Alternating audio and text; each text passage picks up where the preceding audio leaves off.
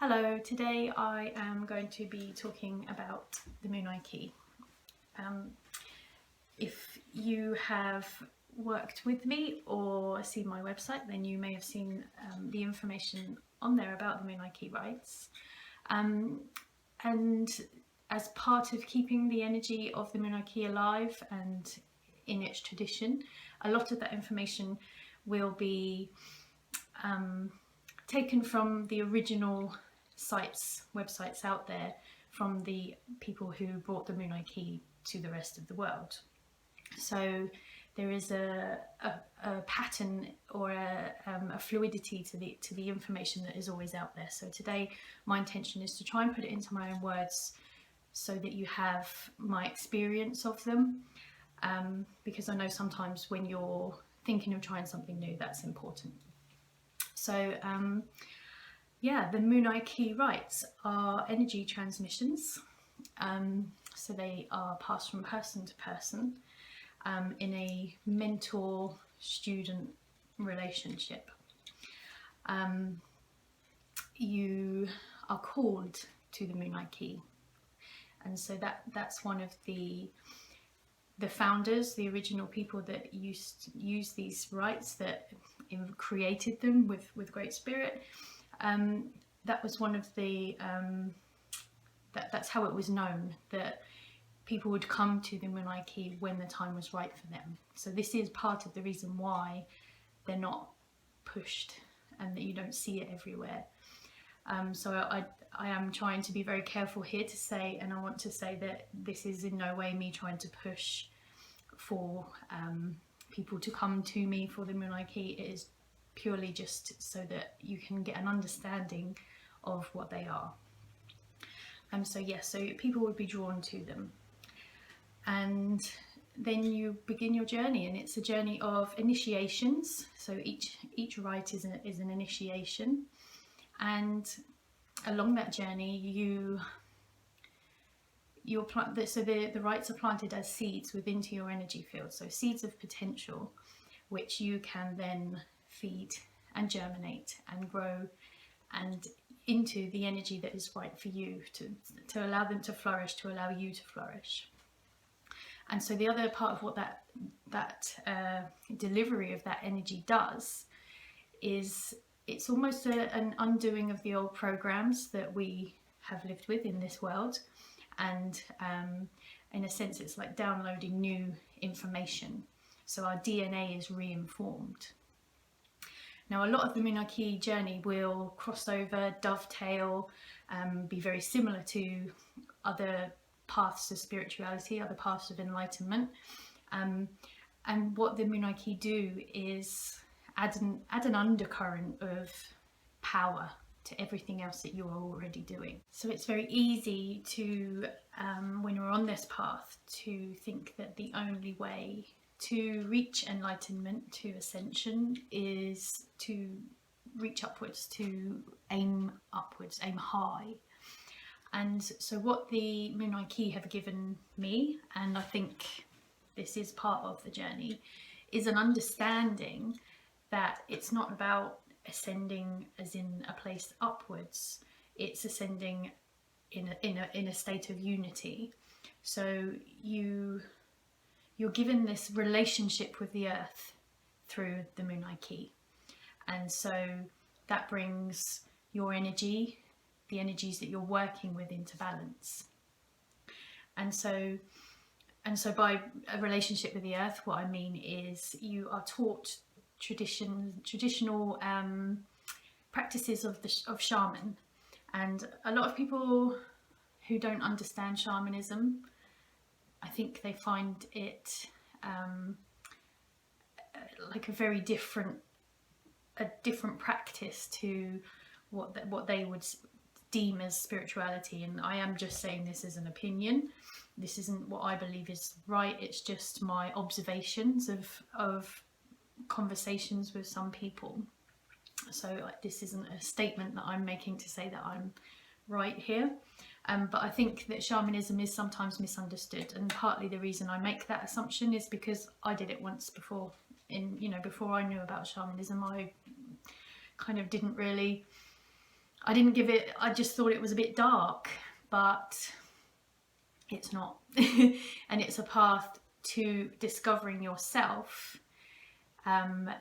in a way that does bring you into unity, because it is a part of you that you need that connection with spirit and with the higher realms, with the angels, however it is that you perceive it or how you connect.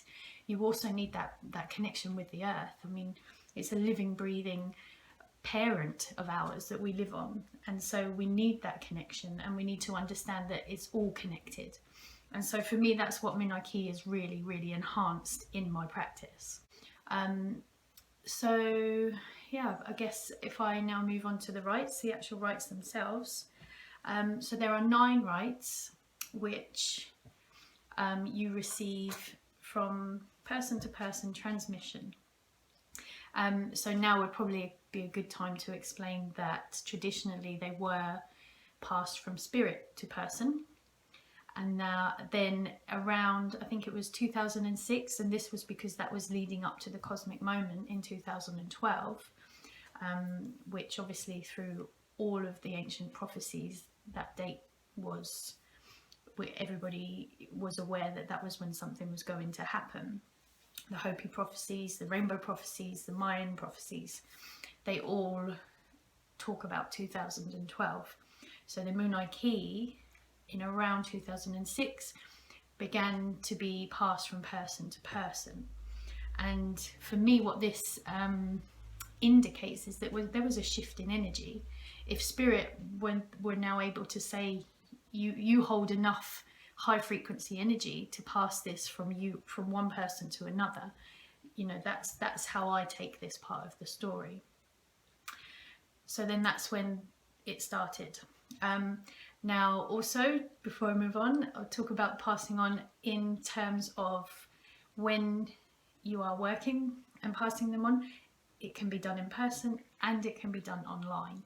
Now again, traditionally, when they were brought to the Western world, it was person to person delivery.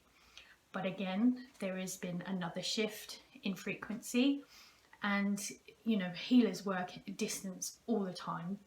And this is no different, as long as the person that is passing the rites on is doing so with integrity, is doing so with strong intention. As long as both people that are passing and receiving the rites have the best, the strong intention that that's what's going to happen, then that's what will happen. Energy healing work distance is profound. In my opinion, the best of my work happens when I'm working distance. It gives you the opportunity to tap into the subtlety of that essence, of that energy. And so with the Munay Ki, it's no different. You literally embody the energy of the rite that you are passing on, because it is within you now, because you have gone through your initiations. And then you bring it to a place where you can it's almost taking the seed from your fruit and passing that into the other person's energy field. So if you have received the Munay Ki rites and you have put in your practice to germinate them, to grow them strong, you've worked with them, you feel them, you connect with them on a daily basis, a weekly basis, then you are in a position to pass them on, whether that is in person or whether that is online. But that is a choice for you to make at that time. So that, yes, they can be carried from person to person, in person or online, distance. There are even people that do them as courses that are pre-recorded, because the energy of the video is set, the intention is set. So really it's a case of discovering what would suit you, what would be best for you. So yes, the rites. The first rite is the healer's rite. So this awakens the healer within you, and the words, the tagline of this rite is that everything you touch will be blessed. This also instigates a subtle, and it is subtle for most people, healing, personal healing, past lives healing, so this life and past lives. Ancestral lines, things will come forward that need to be brought forward to release, and you're the last in the line, so it will do so through you. And what you have is a guarantee with Munay Ki that it will not be too intense. You'll experience it because that's you're destined to. That's what you're supposed to be doing. It's your stuff to come up, but you will also feel a protection as well, so you won't be too affected by it. So that's the first rite, the healer's rite. Then you receive the bands of power, and so these are where the main element of the protection comes from. They are bands of energy woven into your energy field, your luminous energy field, it's almost kind of, if you imagined your energy field like your bubble, they are woven around the outside of it. This is how I see it, as kind of bands of protection. Each one relates to one of the elements, so earth, fire, water, air and ether, or the light body, spirit, and each one installs at a certain place within your energy field, and when they are formed and they've been set in place, they offer protection.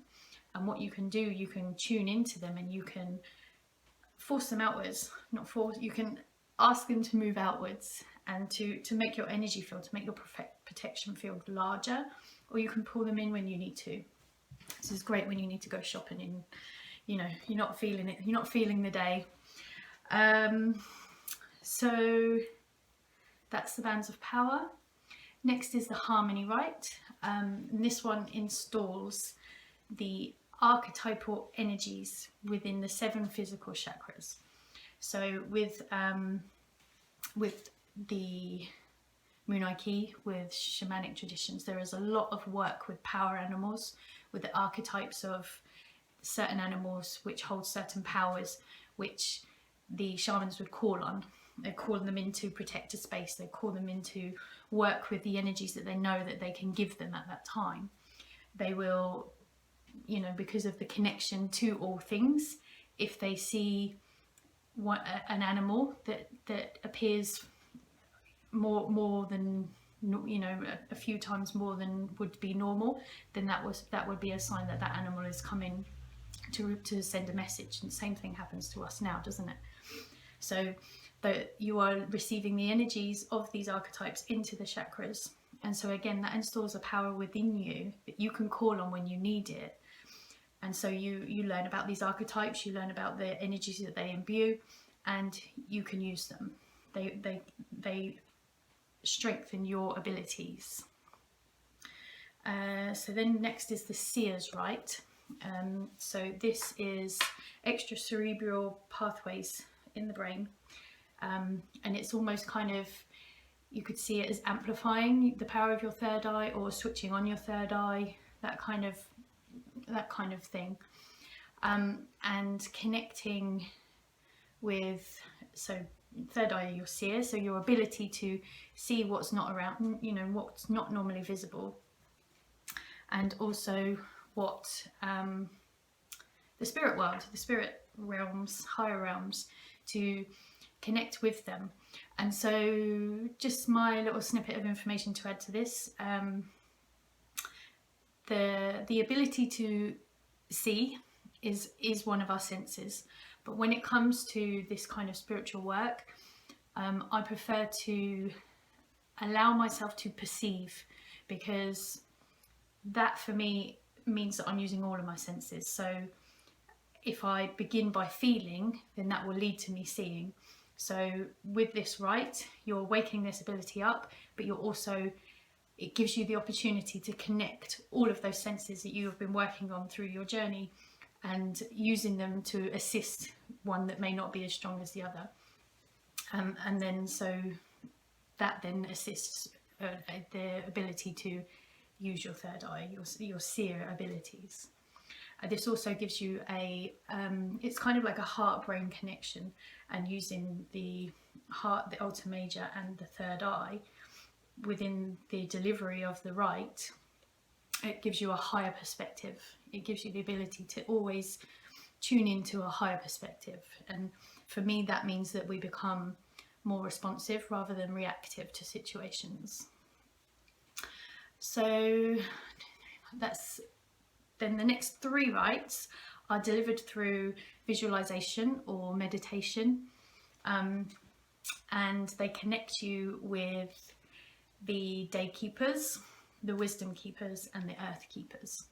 So with these 3 rites, you receive stewardship for the earth, for all things, and that's really where the 5 principles come in.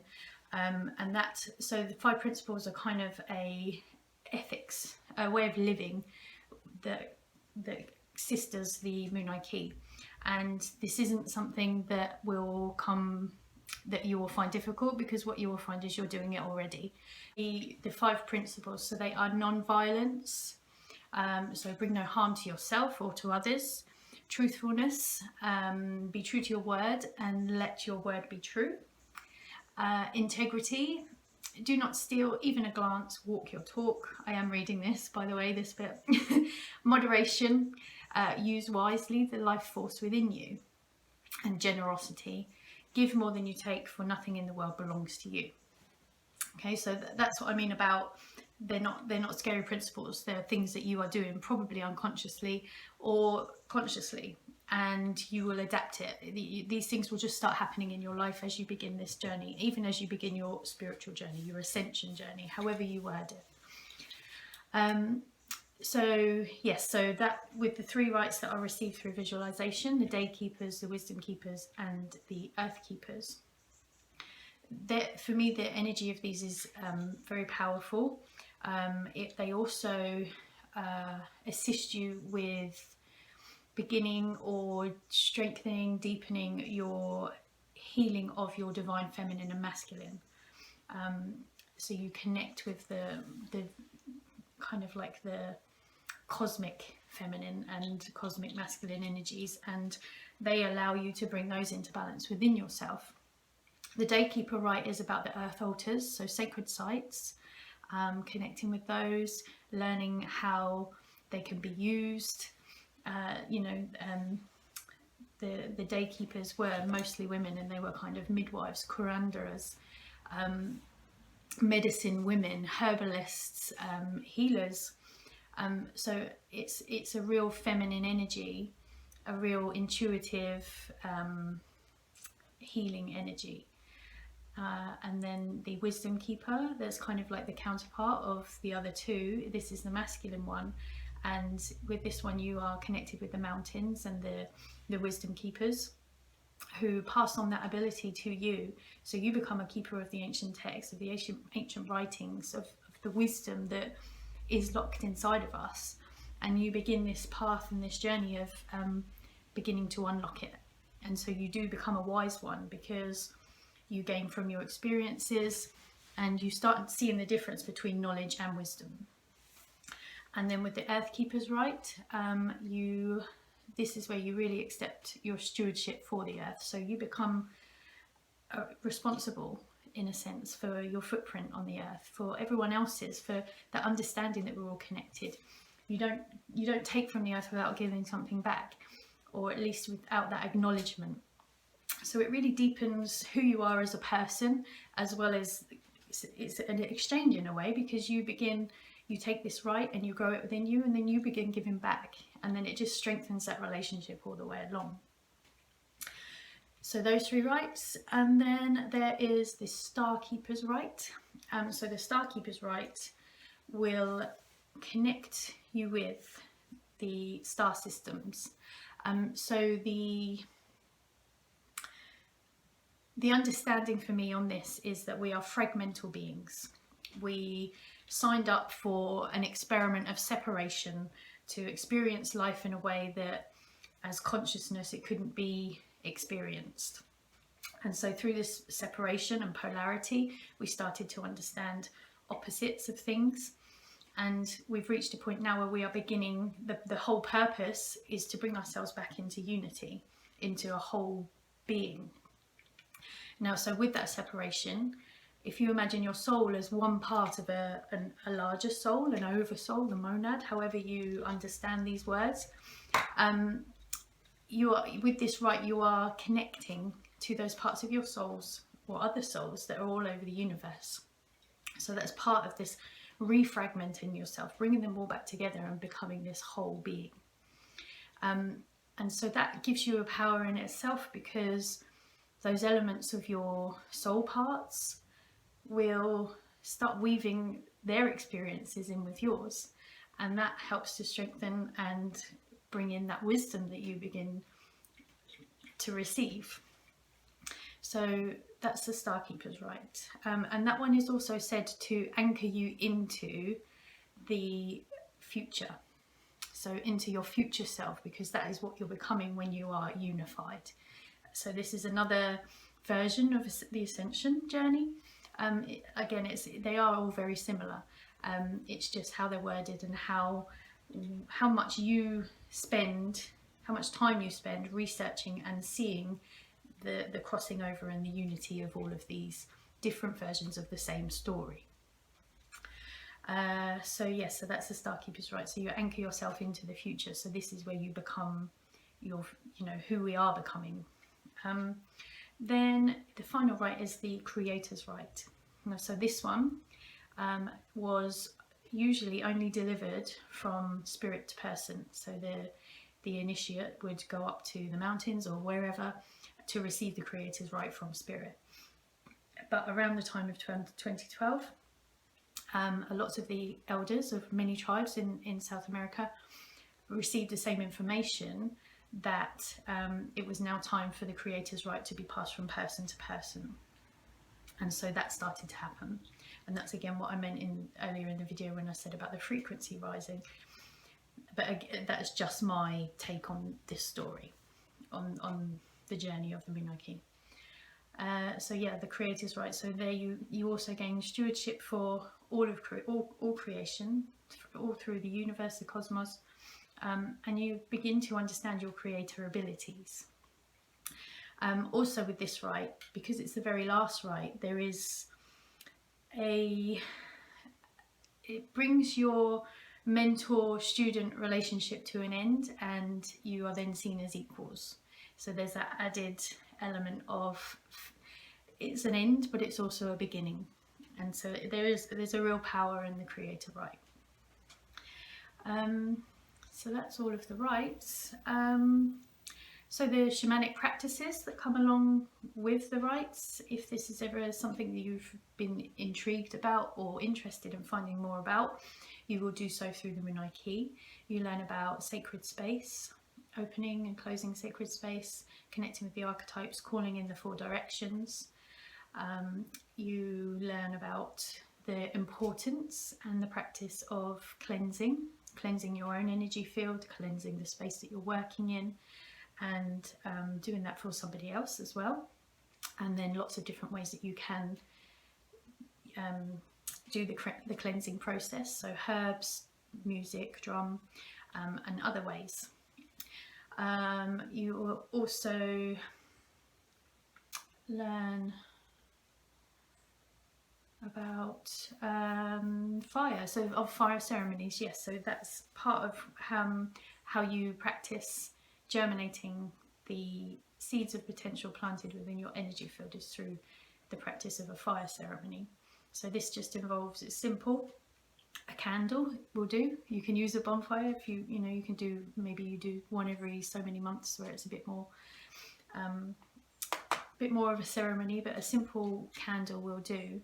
And it's just a case of opening your sacred space, connecting with the candle, connecting with the energy of the rites, and feeding them with the light of the flame.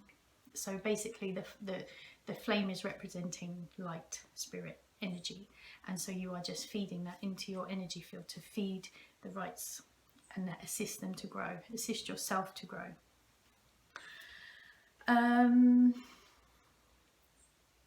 Yeah, so I mentioned about the connection with the earth. That is one thing I'll say again, it's really given me. So it just gives you more of a feeling of above and below, and bringing them into balance within you.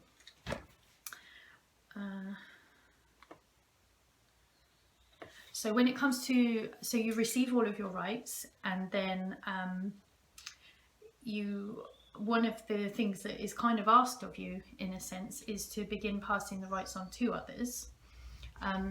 But again, as I already stated, it's not something that you do in a pushy way. It's not something that you do for your own gain, because the rights themselves are passed from person to person for free. But the practice and the environment and your time and your effort and your own touch that you put onto creating the sessions of the Munay Ki, that you can charge for. So yeah, something just to be mindful of is that there's a responsibility once you receive these rights to pass them on, and to do so with integrity. So to only charge for the other things that you put into what makes your Munay Ki your personal delivery. And what that does is maintain the tradition. So I hope that in this video I've managed to put into words enough information to give you more of a feel of what the Munay Ki can do. There will also be with this video some writing that I've about the Munay Ki. I had a nudge from Great Mother, from Mother Earth, Gaia, to put the Munay Ki into my own words, and I've begun doing that in writing. That's kind of my more comfortable way of putting my information out. But still, as I was writing it, I just knew that there needed to be in my own words. I needed to speak it as well, just to give an idea and an understanding of what the Munay Ki can do for you. So I really hope that I've managed to do that. I'm very happy to answer any questions if you would like a bit more detail on how the rights are passed from person to person, any more details about anything that I've covered in the writing or in this video. Really happy to help you on that. And if you do feel called to reach out, if you feel this is a pull to the Munay Ki, then you can look online if there's somebody nearby you, or if you feel comfortable doing it online, just reach out and just let that energy enter your field and see how you feel about it. For me, it was an instant thing. I was very last minute invited to a meditation group, and I went along to a lady's house I'd never met before. And at the end, when everybody was leaving, I asked what else she did, and she gave me just a little handful of flyers of everything that she did. And as I was flipping through them and I saw this image and the words the Munay Ki, I just felt this vibration in my body. It was pulsing, and I just thought, I need to do this. I didn't even read the leaflet before I'd made that decision. It was, I need to do this. And so I reached out and got in touch, and that's when I began my journey of receiving my rights. And so it can happen like that. I know one of the ladies that I've delivered the rights to, she'd heard about them many years ago, and they just kept popping into her mind, and so she would look for them, but then it still didn't feel right. And then she did so once more, search for them. I popped up, just so happened to be in the same area. So that's just how, you know, when you're ready, it will happen. Or it may not be for you at all. But you know, for me, they've just really deepened my practices, given me an element that I didn't realise I was missing, but I was missing, and they've helped me to feel more unified in everything that I do. So this video is my gratitude, in a sense, to the Munay Ki, and in that process I hope that it helps you along the way. So thank you for your time, and as I say, if you would like to ask me any questions, then please feel free to do so. Thank you very much. Bye.